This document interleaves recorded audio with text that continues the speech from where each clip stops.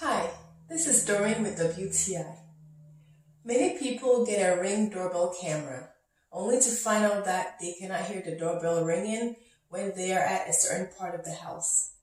That is exactly what was happening to me, and that is why I had to get myself a Ring chime.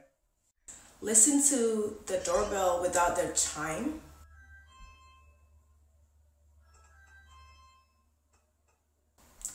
And now listen to it with the chime.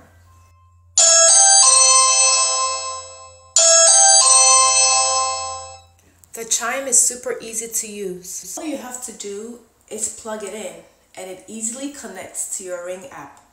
What I love about this Ring chime is that, of course, it's loud, but you can also easily adjust the volume through the Ring app.